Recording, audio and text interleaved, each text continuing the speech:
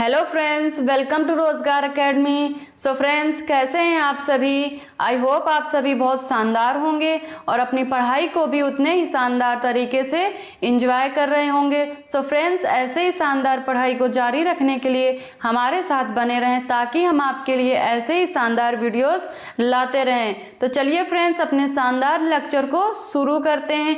I hope friends आप इससे कुछ न कुछ नया जरूर सीखेंगे और ये आपके अपकमिंग एग्जाम्स के लिए बहुत ही बेनिफिट होगा।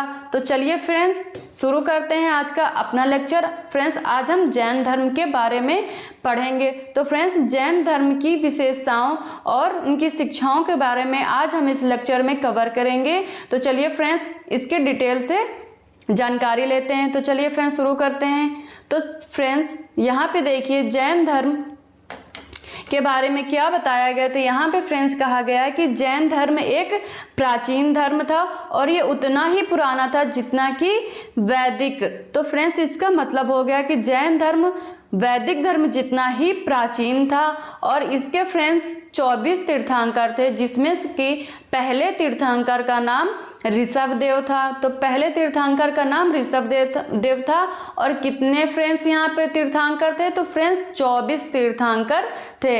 इन्हीं को आदिनाथ के नाम से भी जाना जाता है। और अंतिम कौन थे फ्रेंड्स? तो वो थे महावीर।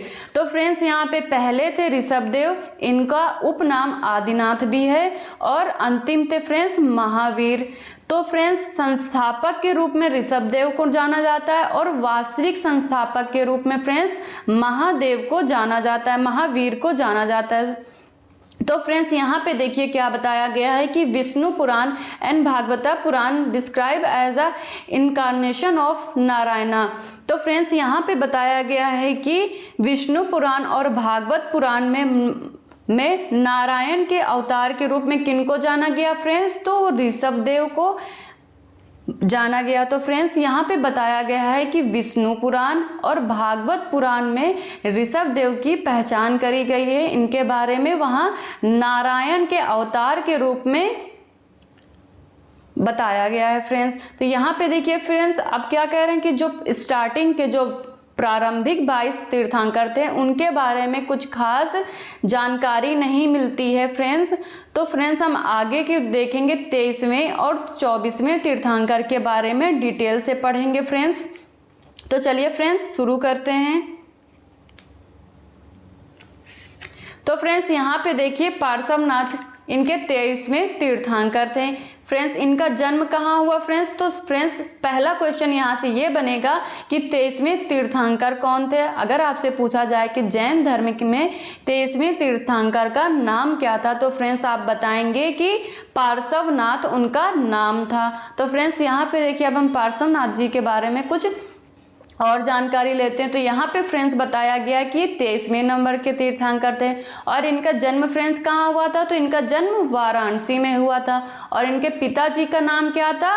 अश्वसेन इनके पिताजी का नाम था, जो कि काशी के राजा थे। तो फ्रेंड्स, इनकी माता जी का नाम क्या था? इनकी माता का नाम वामा देवी था और फ्रेंड्स इनकी पत्नी का नाम प्रभावती था। तो फ्रेंड्स, यहाँ से बहुत क्वेश्चन पूछे जाते हैं और एक एक लाइन में फ्रेंड्स क्वेश्चन छिपा हुआ है। अगर फ्रेंड्स आपसे पूछा जाए कि 23वें तीर्थंकर कौन थे, तो फ्रेंड्स उसका आंसर होगा पार्श्वनाथ। और फ्रेंड्स, अगर पूछा जाए कि इनका जन्म कहाँ हुआ तो फ्रेंड्स उसका आंसर होगा वाराणसी। और यदि पूछा जाए कि इनके पिताजी का नाम क्या था, तो फ्रेंड्स अश्वसेन इनके पिताजी का नाम था। और फ्रेंड्स, ऐसे भी पूछ लिया जाता है कि इनके पिताजी कहाँ के राजा थे या किस राज से बिलोंग करते थे फ्रेंड्स, तो उसका आंसर होगा काशी। और इनकी माता जी का नाम फ्रेंड्स क्या था? वामा देवी। साथ ही साथ इनकी पत्नी का नाम प्रभावती था। तो फ्रेंड्स, ये इनकी बातें आप याद रखिएगा, ये क्वेश्चन में बहुत पूछे जाते हैं। तो फ्रेंड्स देखिए आगे क्या है। यहाँ पे बताया गया है कि 30 साल की उम्र में इन्होंने गृह त्याग दिया था। 30 वर्ष की अवस्था में ये गृह त्याग दिए थे और कहाँ पहुँचे फ्रेंड्स? ये समेत पर्वत में पहुँचे, जहाँ पे इनको लगभग फ्रेंड्स 84 दिन के बाद क्या प्राप्त हुआ फ्रेंड्स? कैवल्य, जिसको कहा गया ज्ञान की प्राप्ति हुई। तो फ्रेंड्स, यहाँ पे देखिए इन्होंने किस वर्ष में गृह त्याग किया। तो फ्रेंड्स 30 वर्ष की अवस्था में इन्होंने गृह त्याग दिया और कहाँ पहुँचे, और ये तपस्या करने के लिए समेत पर्वत पहुँचे, और इनको तपस्या के लगभग 84वें दिन 84th डेज ऑफ, उसके बाद इनको ज्ञान की प्राप्ति हुई, एनलाइटमेंट कैवल जिसको कहा गया फ्रेंड्स। इसके बाद इन्होंने कुछ 4 अपनी प्रमुख शिक्षाएं दी।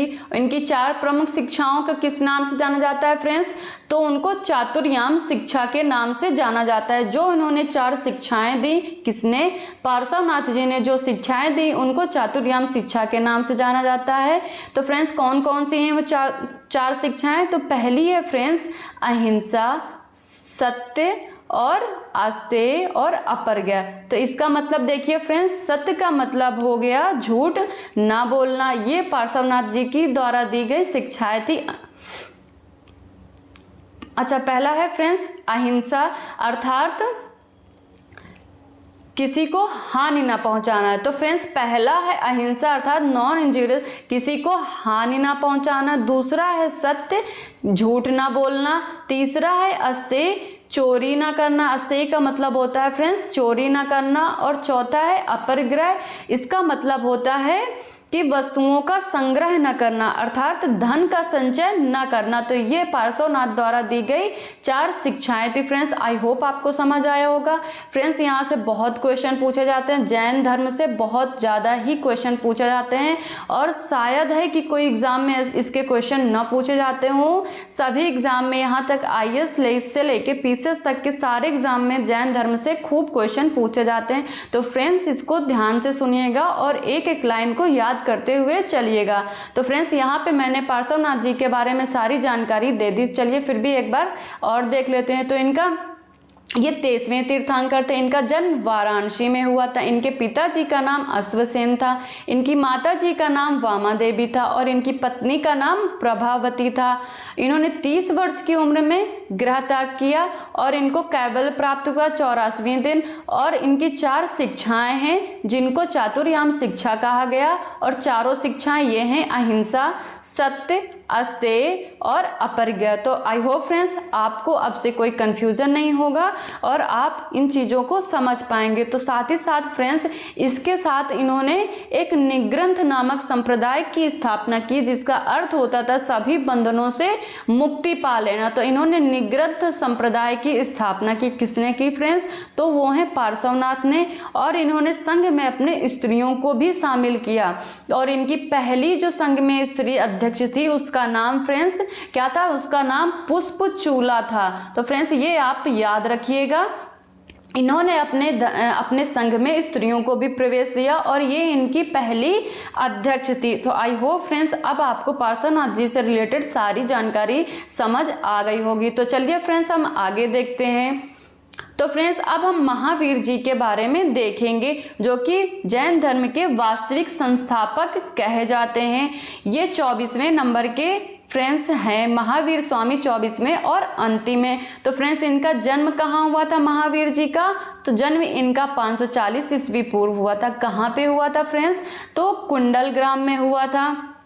कहाँ पे फ्रेंड्स, कुंडल ग्राम कहाँ, वैशाली के पास कुंडल ग्राम में इनका जन्म हुआ था, जो कि कहाँ है फ्रेंड्स, बिहार में है। तो फ्रेंड्स यहाँ से बहुत क्वेश्चन पूछे जाते हैं, इनका जन्म कब हुआ था और कहाँ हुआ था। तो चलिए फ्रेंड्स अब देखते हैं। इनके पिताजी का नाम क्या था, सिद्धार्थ था।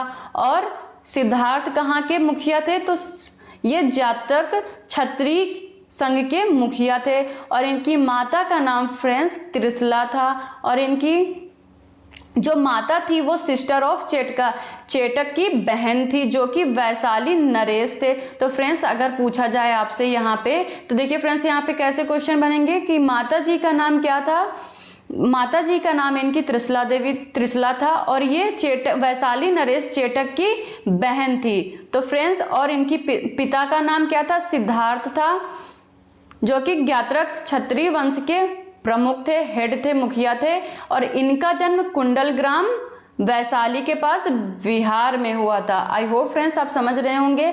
और इनकी पत्नी का नाम यशोदा था, और इनकी जो यशोदा थी वो सामवीर किंग की बेटी थी। तो सामवीर नामक राजा की बेटी थी यशोदा, जिससे इनका विवाह हुआ था। और इनकी एक पुत्री थी जिसे प्रियदर्शनी कहा गया, और इनके प्रियदर्शनी का विवाह जमाली नामक व्यक्ति से हुआ था, और ये इनके पहले शिष्य बने थे। महावीर जी के पहले शिष्य उनके दामाद थे। तो फ्रेंड्स यहाँ पे देखिए बहुत क्वेश्चन पूछे जाते हैं, और एक एक लाइन में यहाँ पे फ्रेंड्स क्वेश्चन छुपे हुए हैं। तो आई होप फ्रेंड्स आप समझ रहे होंगे और चीज़ों को याद रखेंगे। तो देखिए फ्रेंड्स एक बार फिर से देख लेते हैं। इनका जन्म कुंडलग्राम में, वैशाली के निकट कुंडलग्राम में, बिहार में हुआ था। फ्रेंड्स कब हुआ? 540 ईस्वी पूर्व। इनके पिता का नाम सिद्धार्थ था और इनकी माता का नाम त्रिशला था, और इनका विवाह किससे हुआ? यशोदा से हुआ। और इनकी बेटी का नाम प्रियदर्शनी था, और इनके दामाद का नाम जमाली था, जो कि इनके पहले शिष्य बने। तो चलिए फ्रेंड्स आई होप आपको सारी चीज़ें महावीर से रिलेटेड भी समझ आ गई होंगी। तो देखिए फ्रेंड्स इन्होंने 30 वर्ष की अवस्था में गृह त्याग किया था, और इन्होंने किससे आशीर्वाद लेके गृह को त्यागा था? तो अपने बड़े भाई नंदी वर्धन से अनुमति लेके घर त्याग दिया था। चलिए फ्रेंड्स आगे देखते हैं। तो यहाँ पे देखिए फ्रेंड्स 30 वर्ष की अवस्था में, जो कि मैंने आपको पहले ही बताया कि 30 वर्ष की अवस्था में इन्होंने गृह त्याग दिया था, और इन्होंने आशीर्वाद किससे लिया? अपने बड़े भाई से अनुमति लेके इन्होंने गृह त्याग दिया। कब इन्होंने गृह त्यागा था? तो अपने पिताजी की मृत्यु के बाद इन्होंने गृह त्यागा था,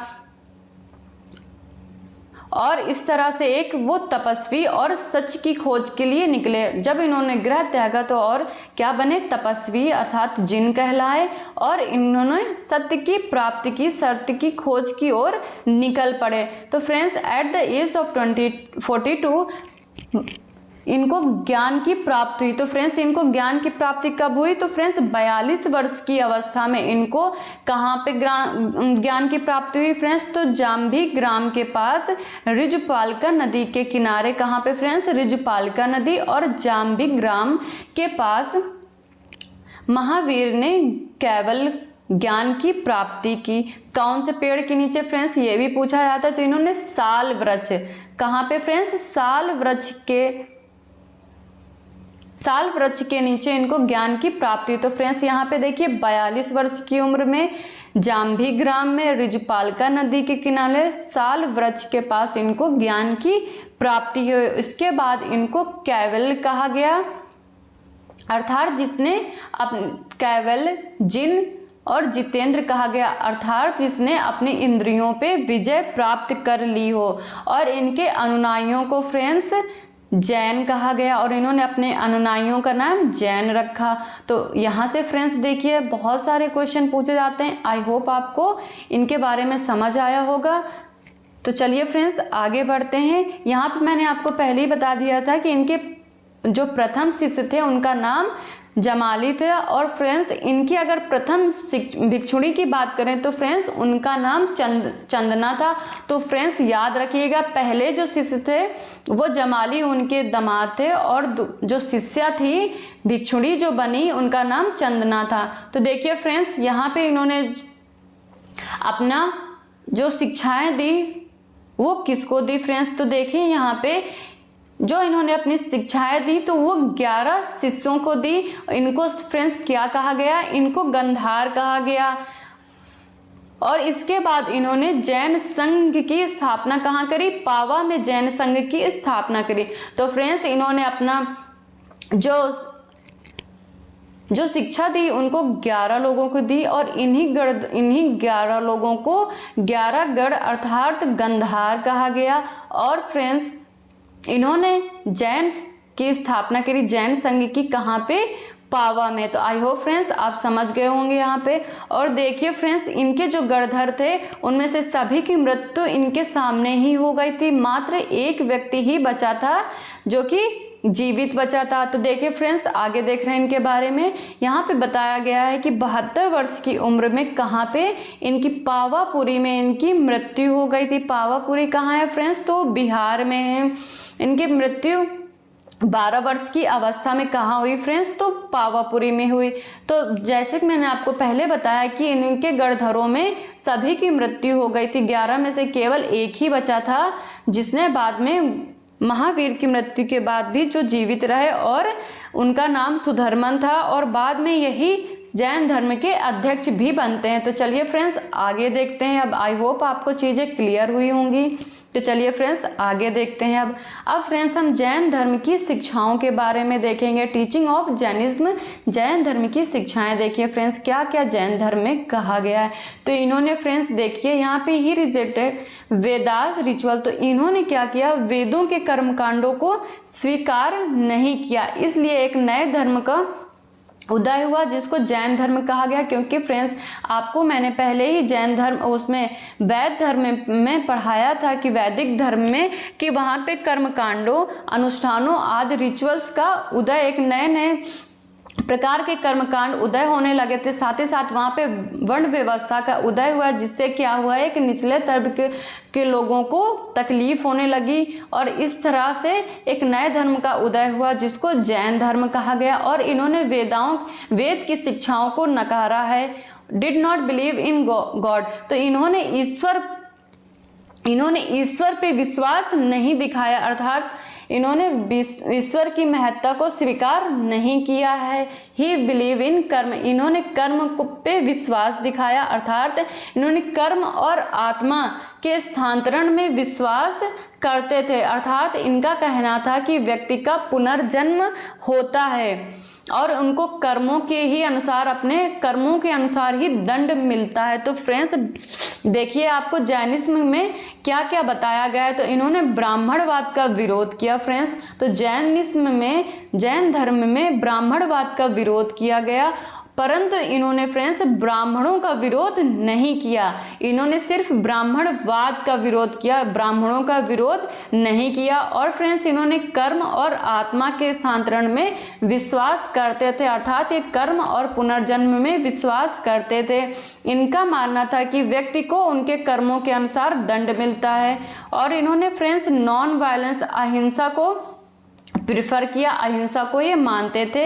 इन्होंने युद्ध जैसे चीज़ों को नकारा कि युद्ध वगैरह नहीं करने चाहिए। साथ ही साथ इन्होंने अपने अनुयायियों को बोला कि कृषि भी मत करो, क्योंकि वहाँ पे कुछ जीवों की मृत्यु हो जाती है, जैसे प्लांट्स या फिर नॉन लिविंग जो बींग्स होते हैं, जैसे छोटे छोटे जीव जंतु, चीटा जैसे बहुत से छोटे छोटे से जंतु होते हैं, उनकी मृत्यु हो जाती है खेती के दौरान। तो इन्होंने अपने अनुयायियों को खेती आदि करने के लिए भी रोका है। इन्होंने अपने अनुयायियों को व्यापार, उद्योग आदि कार्य के लिए बढ़ावा दिया है।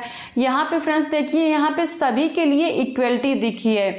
यहाँ पे जैन धर्म में क्या था, चाहे वो महिला हो या फिर कोई निम्न जाति का हो, सभी को यहाँ पे फ्रेंड्स बराबर नज़रों से देखा गया। इस वजह से जैन धर्म को सभी ने खुली बाहों से स्वीकार किया। आई होप फ्रेंड्स आपको ये चीज़ें समझ आई होंगी। तो चलिए फ्रेंड्स आगे देखते हैं क्या क्या जैन धर्म की विशेषताएं हैं। तो चलिए फ्रेंड्स अब देखते हैं त्रिरत्न के बारे में। तो फ्रेंड्स त्रिरत्न क्या थे? 3 रत्न, अर्थात 3 जेम्स, मतलब हो गया 3 रत्न। तो ये 3 रत्न क्या है फ्रेंड्स? तो यहाँ पे जैन धर्म में बताया गया है कि मोक्ष की प्राप्ति के लिए आप इन 3 चीज़ों को अपनाएं और आपको मोक्ष की प्राप्ति होगी। मोक्ष प्राप्ति के लिए यहाँ पे 3 साधन बताए गए हैं। तो फ्रेंड्स वो कौन कौन से 3 साधन हैं? तो देखिए यहाँ पे बताया गया है राइट फेथ, राइट नॉलेज दूसरा है, और तीसरा है राइट एक्शन। तो फ्रेंड्स ये 3 रत्न बताए गए हैं, त्रिरत्न जिनको कहा गया है। पहले में क्या है फ्रेंड्स?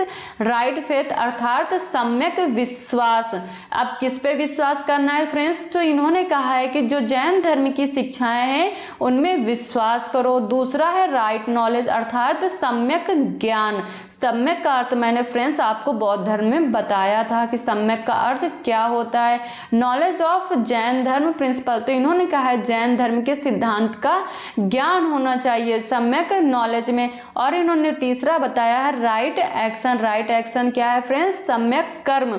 यहाँ पे सम्यक कर्म इन्होंने कहा है कि हम 5 कुछ अणुव्रत बताएं और इनको फॉलो करके हम मोक्ष की प्राप्ति कर सकते हैं। तो यहाँ पे फ्रेंड्स देखिए त्रिरत्नों का अनुसरण करने से कर्मों का जीव की ओर प्रवाह रुक जाता है। ऐसा जैन धर्म में कहा गया है कि जो व्यक्ति त्रिरत्नों का अनुसरण करेगा उससे क्या होगा कि कर्मों का जो प्रवाह है वो जीव की ओर रुक जाएगा। और इस अवस्था को फ्रेंड्स समर कहते हैं कि कर्मों का प्रवाह जब जीव की ओर रुक जाता है उसको समर कहते हैं। और बाद में फ्रेंड्स क्या होता है, जीव अर्थात व्यक्ति क्या है, पहले से व्याप्त कर्मों में समाप्त होने वाली निर्जरा को, जो पहले से व्याप्त कर्म थे वो समाप्त हो जाते हैं फ्रेंड्स। और इस अवस्था को फ्रेंड्स क्या कहते हैं, तो इस अवस्था को फ्रेंड्स निर्जरा कहा जाता है।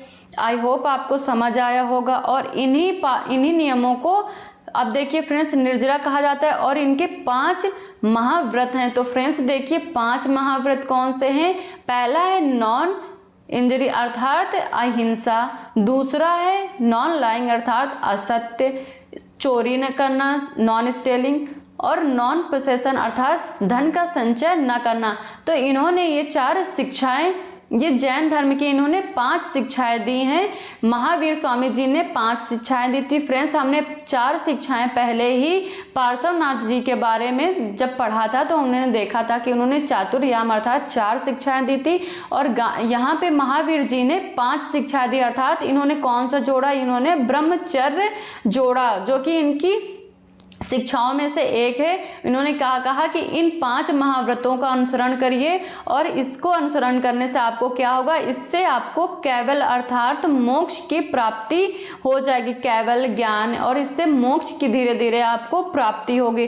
तो ऐसी चीजें यहाँ पे बोली गई, अहिंसा, असत्य बोलने मतलब असत्य ना बोले,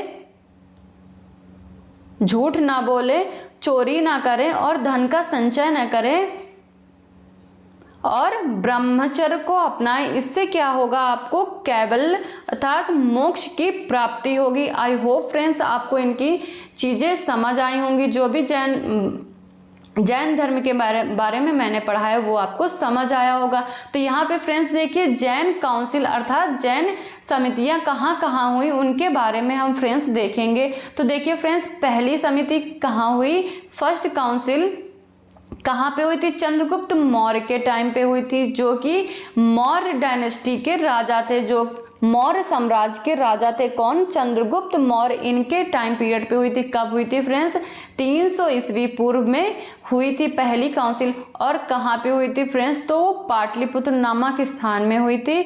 और इसकी अध्यक्षता फ्रेंड्स अगर बात करें तो किसने करी थी, तो वो स्थूलभद्र ने इसकी अध्यक्षता करी थी। तो जो पहली समिति हुई थी वो फ्रेंड्स देखिए कहाँ कहाँ हुई, एक बार और देख लेते हैं किसके शासन के दौरान हुई। तो चंद्रगुप्त मौर्य जो कि मौर्य काल का राजा था। और कब हुई फ्रेंड्स, तो 300 ईस्वी पूर्व। और कहाँ हुई फ्रेंड्स अगर बात करें तो पाटलिपुत्र में। और इसकी अध्यक्षता किसने करी, तो स्थूलभद्र ने इसकी अध्यक्षता करी। अब अगर फ्रेंड्स सेकेंड काउंसिल की बात करें कि दूसरी काउंसिल कहाँ हुई थी, तो फ्रेंड्स वो वल्लभी में। वल्लभी कहाँ है फ्रेंड्स, गुजरात में है। दूसरी कहाँ पे हुई थी, वल्लभी में हुई थी। कब हुई थी, 512 ईस्वी AD में हुई थी फ्रेंड्स। और इसकी अध्यक्षता किसने करी थी, तो दरद्वी ने इसकी अध्यक्षता करी थी। तो चलिए फ्रेंड्स आगे देखते हैं। अब देखेंगे फ्रेंड्स हम कि जैन धर्म का कैसे ये जैन धर्म 2 भागों में बट गया, स्प्लिट इन जैनिज्म। कैसे आखिर क्या हुआ जिससे जैन धर्म का खंडन हो जाता है। तो फ्रेंड्स देखिए यहाँ पे क्या हुआ, 298 BC लगभग 298 ईस्वी पूर्व क्या हुआ था, एक सीरियस एक गंभीर अकाल पड़ा था। कहाँ पे फ्रेंड्स, साउथ बिहार में एक गंभीर अकाल पड़ा, जिसके वजह से फ्रेंड्स क्या हुआ, भद्रबाहु कहाँ चले गए, चंद्रगुप्त मौर्य के साथ श्रवण बेलगोला जो कि कहाँ है फ्रेंड्स, साउथ इंडिया में है, ये यहाँ चले गए। क्यों चले गए, क्योंकि गंभीर अकाल पड़ा, लोगों को खाने पीने के लाले पड़ गए। तो इन्होंने क्या किया, ये साउथ की ओर दक्षिण की ओर चले गए। और जब फ्रेंड्स ये 12 साल बाद वापस लौटे तो क्या हुआ, लीडर ऑफ ग्रुप की वजह से, मतलब कि दोनों लोगों के बीच मतभेद हुआ। कौन 2 लोग थे, तो फ्रेंड्स वो स्थूलभद्र थे और भद्रबाहु थे। भद्रबाहु भद्रबाहु चले गए थे साउथ में, दक्षिण में भद्रबाहु चले गए थे और स्थूलभद्र अपने अनुयायियों के साथ वहीं मगध में ही बने रहे। तो फ्रेंड्स जब इन्होंने 12 साल बाद जब ये वापस मगध पहुंचे बिहार, तो इन्होंने क्या हुआ, इन दोनों के बीच में हेड मतलब कौन हेड बनेगा, मुखिया के लिए कौन जैन धर्म को चलाएगा, इसके लिए भेद हुआ, आपस में मतभेद हुआ। और जैन धर्म यहाँ पे क्या हुआ फ्रेंड्स, 2 सेक्टर में 2 भागों में डिवाइड हो गया। पहला कहलाता है श्वेत धर्म, श्वेतांबर, और दूसरा था दिगंबर। श्वेतांबर का अर्थ है यहाँ पे फ्रेंड्स जो श्वेत वस्त्र धारण करते थे, और दिगंबर कौन थे, जो निवस्त्र रहते। तो फ्रेंड्स यहाँ पे देखिए जैन धर्म का 2 भागों में बंटवारा हो गया। किसके टाइम पीरियड में हुआ, तो फ्रेंड्स चंद्रगुप्त मौर्य के काल में हुआ। और ये कहाँ चले गए थे, श्रवणबेलगोला चले गए थे। श्रवणबेलगोला कहाँ है फ्रेंड्स, तो ये कर्नाटका में है। तो जब ये 12 साल बाद लौटे तो इन दोनों के बीच स्थूलभद्र और भद्रबाहु के बीच आपस में मतभेद हुआ और ये 2 भागों में बट गया। कौन कौन से 2 भागों में बटा, तो फ्रेंड्स पहला है श्वेतांबर और दूसरा है दिगंबर। अब देखिए फ्रेंड्स जो श्वेतांबर के अनुयायी थे वो श्वेत वस्त्र पहनते थे, अर्थात ये श्वेत वस्त्रों का धारण करते थे। और जो दिगंबर थे इन्होंने कोई भी वस्त्र धारण नहीं किए, निवस्त्र रहते थे। तो फ्रेंड्स यहाँ से आप याद रखिएगा कि इससे क्वेश्चन पूछे जाते हैं कि श्वेतांबर और दिगंबर क्या थे, तो आप फ्रेंड्स बताएंगे कि ये जैन धर्म से संबंधित रखते थे। और जो श्वेत वस्त्र को जो धारण करते थे वे श्वेतांबर कहलाए, और जो निवस्त्र रहते थे वो दिगंबर कहलाए। और श्वेतांबर के जो अध्यक्ष थे फ्रेंड्स तो वो स्थूलभद्र थे, और दिगंबर के फ्रेंड्स भद्रबाहु थे। तो चलिए फ्रेंड्स आगे देखते हैं इनके बारे में। आई होप आपको ये समझ आ गया होगा। चलिए फ्रेंड्स अब हम देख रहे हैं एग्जाम्पल ऑफ कुछ जैन लिटरेचर के कुछ साहित्य आर्किटेक्चर के बारे में देखेंगे कि इनके टाइम पीरियड में कौन कौन से आर्किटेक्चर का विकास हुआ। तो देखिए फ्रेंड्स गुम्फाज केव यहाँ पे पहला दिया गया है, गुम्फाज केव।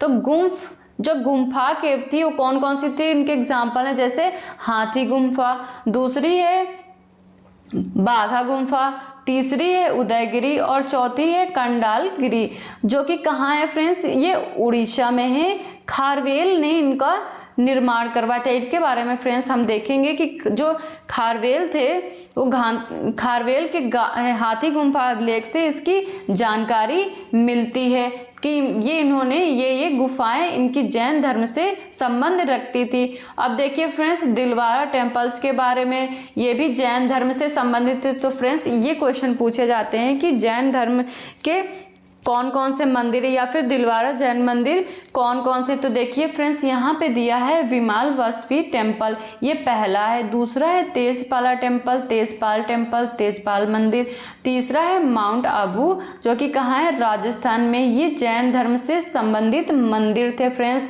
और भी कुछ एग्जाम्पल देखिए मंदिर के, यहाँ पे पावापुरी टेम्पल दिया है और राजगृह टेम्पल दिया है। दोनों कहाँ है फ्रेंड्स, दोनों बिहार में। तो फ्रेंड्स आपको समझ रहे होंगे। और यहाँ पे बताया गया है जो गोमतेश्वर की मूर्ति थी, अर्थात इनको बाहुबली भी कहा गया है, वो कहाँ है, श्रवणबेलगोला कर्नाटका में है। तो फ्रेंड्स आई होप इनके बारे में आपको समझ आया होगा कि क्या क्या इनके आर्किटेक्चर थे। तो चलिए फ्रेंड्स आगे देखते हैं। आई होप आपको समझ आया होगा। अगर फ्रेंड्स यहाँ पे जो हाथी गुम्फा अभिलेख की जो बात करी है, जो खारवेल का है, हाँ जो खारवेल का हाथी गुम्फा अभिलेख है, ये फ्रेंड्स काफ़ी इम्पॉर्टेंट है क्योंकि इसके कई बार इसके बारे में बताया जाता है कि जो कलिंग नरेश खारवेल के हाथी गुम्फा अभिलेख से एक और भी साक्ष्य मिलते हैं कि जो नंदवंशी शासक थे। फ्रेंड्स मैंने आपको नंदवंशी शासक महापद्मनंद के बारे में पढ़ाया था। जब हमने नंदवंश पढ़ा था वहाँ पे हमने इनके बारे में पढ़ा था, इनके बारे में इनकी जो विशेषताएँ थी हमने पढ़ा था। साथ ही साथ हमने देखा था कि नहरों के जो सबसे पहले साक्ष्य, नहरें बनवाने का साक्ष्य महापद्मनंद के टाइम पीरियड पे ही मिलता है। तो ये वही महापद्मनंद है फ्रेंड। इनके बारे में जैन धर्म के ये बहुत ज़्यादा कट्टर अनुयायी थे।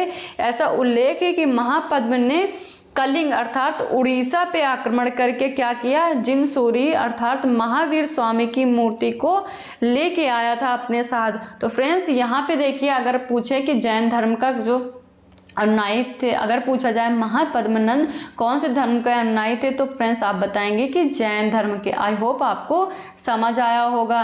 देखिए फ्रेंड्स, अब देखेंगे कौन कौन से राजशाही वंशों में जैन धर्म का विकास हुआ। तो अगर नॉर्थ इंडिया में बात करें कि उत्तर भारत में किन किन जगहों पे हुआ, या फिर किन किन शासकों ने जैन धर्म को अपनाया, या फिर किन शासकों के टाइम पीरियड में जैन धर्म का विकास हुआ, तो फ्रेंड्स इसके एग्जाम्पल हैं कुछ, जैसे कि चंद्रगुप्त मौर्य जो कि जैन धर्म के अनुयायी थे। तो चंद्रगुप्त मौर्य ने जैन धर्म को अपनाया था फ्रेंड्स। दूसरे हैं बिंदुसार और संप्रति जो कि मौर्य डायनेस्टी के हैं। और तीसरे हैं फ्रेंड्स यहाँ पे बिंबिसार और अजातशत्रु। तो फ्रेंड्स ये बौद्ध धर्म के अनुयायी थे। फ्रेंड्स बिंबिसार के बारे में हमने पढ़ा था, ये बौद्ध धर्म के अनुयायी, परंतु इनके जब शासनकाल चल रहा था तो उस समय जैन धर्म भी साथ साथ में चल रहा था। तो फ्रेंड्स ये हैं कुछ एग्जाम्पल जो नॉर्थ इंडिया में चल रहे थे। चंद्रगुप्त मौर्य इनके बहुत बड़े फॉलोअर माने जाते हैं, इनके बारे में हम और देखेंगे। इनकी एक और विशेषता है चंद्रगुप्त मौर्य के बारे में। और बिंदुसार ये भी मौर्य वंश से संबंधित थे, और सांप्रति ये भी मौर्य वंश से संबंधित थे जिन्होंने जैन धर्म को अपनाया, और ये बिंबिसार हैं और अजातशत्रु। अब देखेंगे फ्रेंड्स साउथ इंडिया में कौन कौन से राजवंश चल रहे थे। तो देखिए फ्रेंड्स यहाँ पे कदम डायनेस्टी के बारे में बताया गया, अर्थात कदम वंश, गंग वंश, गंगा वंश यहाँ पे लिखा है, गंग वंश इसको कहेंगे। अमोघ वर्ष ये राष्ट्रकूट शासक थे, कौन, अमोघ वर्ष। और कुमारपाल ये चालुक्य वंश से संबंध रखते थे। तो साउथ इंडिया में अगर बात करें, दक्षिण भारत में इस समय कौन कौन से थे, जैसे कदम डायनेस्टी, कदम वंश है ना फ्रेंड्स, गंग वंश और राष्ट्रकूट शासक अमोघ वर्ष, और कुमारपाल कौन से वंश से संबंधित थे, तो ये फ्रेंड्स चालुक्य वंश से संबंधित थे। तो इन शासकों के टाइम पीरियड पे फ्रेंड्स जैन धर्म का विकास हुआ। आई होप आप चीज़ें समझे होंगे और आपके ये एग्ज़ाम में बहुत ही फायदा दिखाएंगे फ्रेंड्स। तो चलिए फ्रेंड्स आगे बढ़ते हैं। तो फ्रेंड्स यहाँ पे देखिए एक विधि का नाम दिया हुआ है, इसका क्या नाम है, संलेखना विधि। अगर फ्रेंड्स इस संलेखना विधि के बारे में देखें तो ये क्या है संलेखना विधि। तो फ्रेंड्स देखिए यहाँ पे क्या बताया गया है कि Sallekhana is the process how we sacrifices our life. Sallekhana process is not cowardness. तो यहाँ पे फ्रेंड्स ये बताया गया संलेखना विधि समाधि विधि भी कही जाती है। यहाँ पे इस विधि में फ्रेंड्स क्या होता था कि अगर किसी व्यक्ति को लगता है कि उसकी मृत्यु पास में, अर्थात अगर किसी को लगे कि हाँ मेरी मृत्यु के मैं अपने करीब हूँ, तो व्यक्ति वो क्या करता था, वो व्यक्ति स्वयं ही भोजन और पानी त्याग देता था और मोक्ष की प्राप्ति के लिए पर्वतों आदि में चले जाते थे और धीरे धीरे मृत्यु को प्राप्त हो जाते थे। और इसी विधि से फ्रेंड्स चंद्रगुप्त मौर्य ने, इसलिए मैंने फ्रेंड्स कहा था कि इनके बारे में आगे देखेंगे कि चंद्रगुप्त मौर्य ने संलेखना विधि द्वारा ही अपने प्राण त्यागे थे। तो फ्रेंड्स आपको समझ आया होगा संलेखना विधि क्या है, एक बार फिर से बता देते हैं फ्रेंड्स। अगर व्यक्ति को लगे कि वो मृत्यु के निकट है, तो फ्रेंड्स इस जैन विधि का अनुसरण करता था। जब व्यक्ति को लगता है कि वो मृत्यु के करीब है, तो वह खुद ही भोजन, खाना पानी आदि त्याग देता था और मोक्ष की प्राप्ति की ओर बढ़ता था। तो फ्रेंड्स इस समय, लेकिन अगर फ्रेंड्स अगर करंट की वर्तमान समय की बात करें तो इस विधि को फ्रेंड्स समाप्त कर दिया गया है। सुप्रीम कोर्ट ने इस विधि को नकार दिया है, क्योंकि सुप्रीम कोर्ट का कहना था कि ये एक आत्महत्या है और इसे अपराध घोषित कर दिया गया और इस विधि को अब समाप्त कर दिया गया है। तो देखिए फ्रेंड्स आगे क्या है, यहाँ पे बताया गया फ्रेंड्स यूनिवर्स इज डिस्ट्रॉय। तो जैन धर्म में कहा गया है कि कण कण में जीव है। और फ्रेंड्स अगर बात करें कि सृष्टि के continuous process universe image by 6 element. तो इन्होंने कहा है कि जो हमारा यूनिवर्स है, सृष्टि है, वो 6 तत्वों से मिलके बना हुआ है। तो फ्रेंड्स अगर बात करें तो इनका जैन धर्म का मानना था, जैन सिद्धांत कहता है कि सृष्टि के कण कण में जीवों का वास है, अर्थात सृष्टि में जीवों का प्रत्येक जगह वास है। प्रत्येक जीव में इन्होंने कहा है, और प्रत्येक जीव में क्या होती है, एक आत्मा होती है जो कि अपने पूर्व कर्मों के अनुसार ही व्यक्ति धारण करता है, अर्थात जो आत्मा होती है उनके पूर्व जन्म के अनुसार ही अपने शरीर को बदलती है। तो यहाँ पे फ्रेंड्स देखिए कौन कौन से 6 एलिमेंट बताए गए हैं। तो यहाँ पे बताया गया है, पहला है जीव अर्थात आत्मा, दूसरा है पुद्गल, तीसरा है रिलीजन धर्म, चौथा है अधर्म, पांचवा है स्पेस और छठा है टाइम। तो यहाँ पे फ्रेंड्स जीव को आत्मा कहा गया फ्रेंड्स। और पुद्गल को इन्होंने कहा है ये गैर संवेदी पदार्थ को पुद्गल कहा है फ्रेंड्स। धर्म क्या है, धर्म अर्थात गति का सिद्धांत, और चौथा है अधर्म अर्थात आराम का सिद्धांत या अस्थिरता का सिद्धांत, और फ्रेंड्स पांचवा स्पेस आकाश, स्थान देने वाले को आकाश कहा है, और छठा है फ्रेंड्स समय अर्थात काल। तो यहाँ पे फ्रेंड्स देखिए आपको जैन धर्म से रिलेटेड सारी शिक्षाएं और जैन धर्म की विशेषताओं के बारे में मैंने आपको फ्रेंड्स बताया। आई होप आपको सारी चीज़ें क्लियर हो गई होंगी और आज से आपको जैन धर्म के लिए कोई भी डाउट्स नहीं रहेंगे। अगर फिर भी फ्रेंड्स अगर लेक्चर देखने के बाद आपको कोई भी डाउट्स आपके मन में रह जाता है तो फ्रेंड्स प्लीज़ आप कॉमेंट करके पूछिएगा, हम उसका उत्तर ज़रूर देंगे। आई होप चीज़ें आपको समझ आई होंगी। चलिए फ्रेंड्स आपसे मिलेंगे नेक्स्ट लेक्चर में। सॉरी क्या हो गया। तो फ्रेंड्स हम आपसे मिलेंगे अपने अगले लेक्चर में। आई होप आपने सारी चीज़ें समझ ली होंगी। तो प्लीज़ फ्रेंड्स अगर आपने को वीडियो पसंद आया हो तो हमारा वीडियो लाइक करें, शेयर करें और अपने दोस्तों के साथ शेयर करें और हमारे चैनल को सब्सक्राइब करें। I hope thank you so much friends, आपने वीडियो को लास्ट तक देखा। फ्रेंड्स लाइक करें, शेयर करें और सब्सक्राइब करें। Thank you so much for watching and have a good day.